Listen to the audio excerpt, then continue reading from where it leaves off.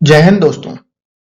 आज हम पढ़ेंगे पंचायती राज में अनिवार्य और स्वैच्छिक प्रावधान। तो चलिए वीडियो शुरू करते हैं। सबसे पहले देखते हैं हम अनिवार्य प्रावधान, इसके बाद देखेंगे हम स्वैच्छिक प्रावधान। अनिवार्य प्रावधान का मतलब है कि ये चीजें पंचायत में होनी ही चाहिए। सबसे पहला पॉइंट है ग्राम सभा का गठन गांवों में। गांवों में दोस्तों ग्राम सभा का गठन होना चाहिए। सभी गांवों में ग्राम सभा का गठन होना चाहिए। ठीक है। दूसरा पॉइंट है दोस्तों सभी तीनों स्तरों पर पंचायत की स्थापना होनी चाहिए। तीनों स्तरों का मतलब दोस्तों गांव, माध्यमिक, गांव माध्यमिक और जिला परिषद। सभी तीनों स्तरों पर पहला स्तर गांव, दूसरा स्तर माध्यमिक, तीसरा स्तर है जिला परिषद। तीनों स्तरों पर पंचायत का गठन होना चाहिए। तीसरा पॉइंट कहता है हमारा तीनों स्तरों पर प्रत्यक्ष रूप से चुनाव होने चाहिए। जो कि सदस्यों के चुनाव होते हैं तीनों स्तरों पर, गांव में और माध्यमिक में और जिला परिषद में, तीनों में प्रत्यक्ष रूप से चुनाव होने चाहिए सदस्यों के। ठीक है। चौथा पॉइंट कहता है हमारा माध्यमिक और जिला। इसमें आता है माध्यमिक दूसरे नंबर पे आता है और तीसरा में आता है जिला परिषद। माध्यमिक और जिला स्तर के प्रमुखों के लिए अप्रत्यक्ष रूप से चुनाव होंगे। दोस्तों जो माध्यमिक है और जिला परिषद है इसके प्रमुखों के लिए अप्रत्यक्ष चुनाव होंगे। ठीक है, अप्रत्यक्ष चुनाव होंगे। लेकिन गांव के लिए दोस्तों, गांव के लिए प्रत्यक्ष रूप से चुनाव होंगे। गांव के लिए प्रत्यक्ष रूप से चुनाव होंगे, लेकिन माध्यमिक और जिला परिषद के लिए अप्रत्यक्ष रूप से, गांव के लिए प्रत्यक्ष रूप से चुनाव होंगे। आगे देखते हैं हम, जैसे कि आगे पॉइंट में कहता है चुनाव लड़ने के लिए न्यूनतम आयु जो है, कम से कम आयु जो है चुनाव लड़ने के लिए 21 वर्ष होनी चाहिए। चुनाव लड़ने के लिए कम से कम आयु 21 वर्ष होनी चाहिए। लेकिन वोट डालने के लिए आयु 18 वर्ष होनी चाहिए। चुनाव लड़ने के लिए तो 21 वर्ष चाहिए, लेकिन वोट डालने के लिए 18 वर्ष आयु चाहिए सरकार के द्वारा। इस अधिनियम में यह भी कहा गया अनिवार्य प्रावधान में। ठीक है। सभी स्तरों पर अनुसूचित जाति, सभी स्तरों पर अनुसूचित जाति जनजाति के लिए आरक्षण होना चाहिए।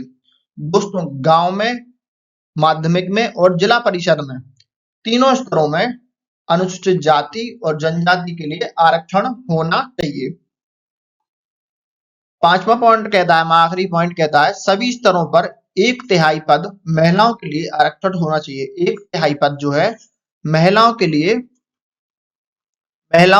आरक्षित होना चाहिए। 1/3 पद जो है महिलाओं के लिए आरक्षित होना चाहिए। आगे देखते हैं हम अनिवार्य प्रावधान में पंचायत का कार्यकाल जो है 5 वर्ष का होना चाहिए। दोस्तों पंचायत का कार्यकाल 5 वर्ष का होना चाहिए और खत्म या भंग होने पर 6 माह के भीतर चुनाव हो जाना चाहिए।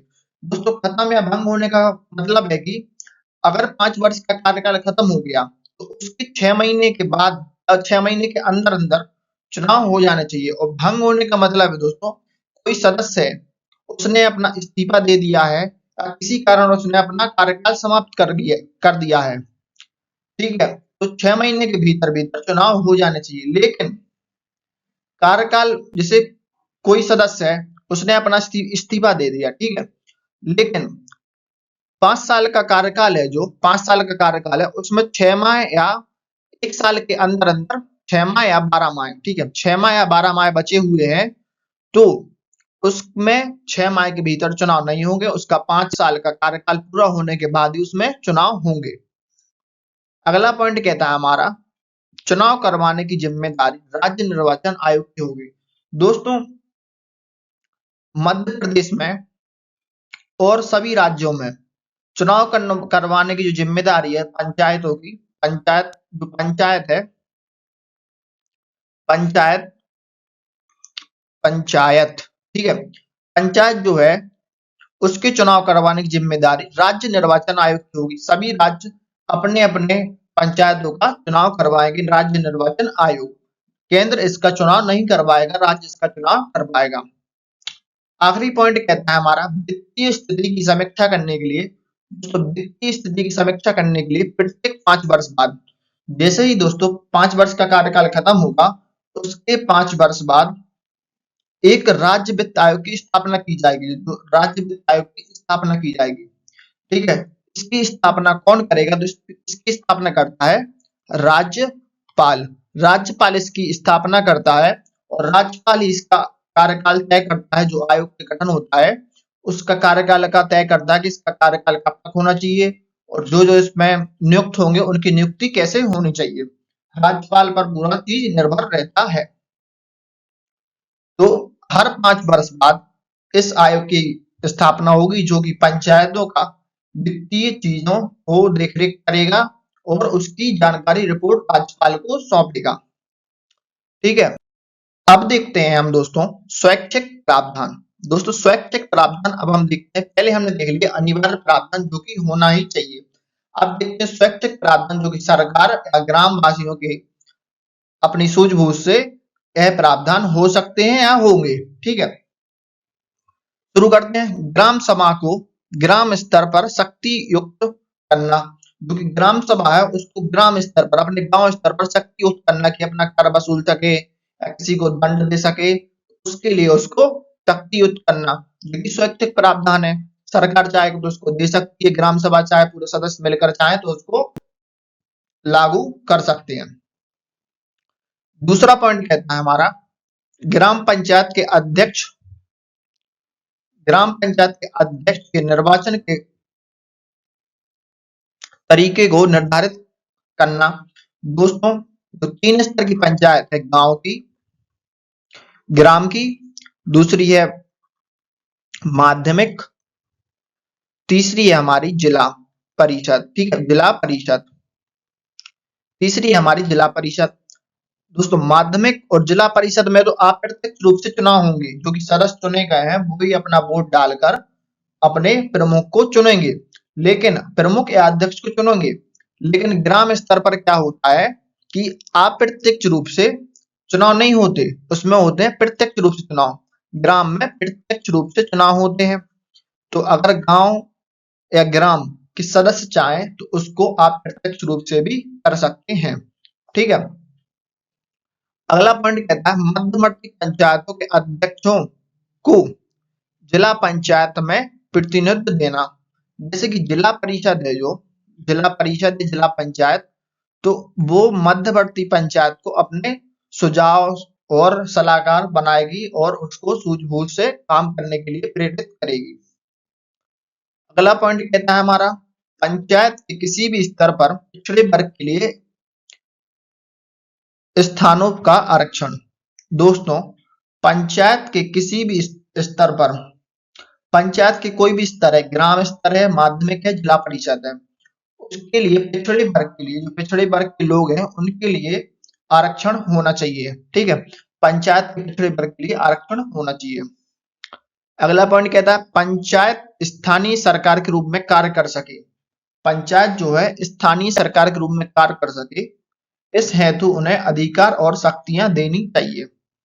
दोस्तों यह पैसा अधिनियम में है, 1996 के पैसा अधिनियम में ये बातें कही गई हैं, ठीक है।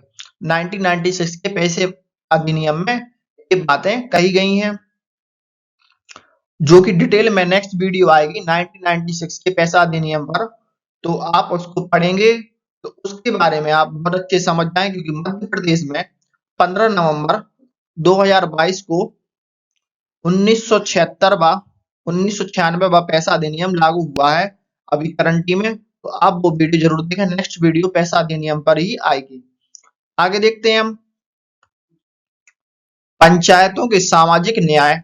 पंचायतों को सामाजिक न्याय एवं आर्थिक विकास के लिए योजनाएं तैयार करना, के लिए शक्ति दायित्व करना। जैसे कि मैं दोस्तों आपको बता चुका हूं, ये सभी चीजें पैसा अधिनियम में हैं और 9 राज्यों में पैसा अधिनियम लागू हो चुका है। कुछ समय पहले, कुछ महीनों पहले गुजरात में लागू हुआ है और 15 नवंबर 2022 को मध्य प्रदेश में भी लागू हो गया है, उसमें यह चीजें लागू हो चुकी हैं। अगला पॉइंट है 11वीं अनुसूची के 29 कार्यों में से सभी अथवा मतलब 29 कार्य हैं जो मतलब आगे जो वीडियो आएगी 11वीं अनुसूची की उसमें से 29 कार्य या सभी मतलब 29 कार्यों में से सभी या अथवा कुछ को संपन्न करना होगा स्वैच्छिक प्रावधान में मतलब सभी को या 29 कार्यों को संपन्न करना होगा। अगला पॉइंट कहता है पंचायतों को वित्तीय अधिकार देना चाहिए। दोस्तों पंचायतों को जो है वित्तीय अधिकार देना चाहिए जो कि किसी से कर वसूल सके, किसी दुकान से कर वसूल सके, किसी फैक्ट्री से कर वसूल सके, रोड टैक्स लगा सके, कुछ भी लगा सके, उसको कर वसूलने का अधिकार देना चाहिए और उसको संग्रहण करने का अधिकार देना चाहिए। वीडियो पसंद आए तो चैनल को सब्सक्राइब करें। जय हिंद।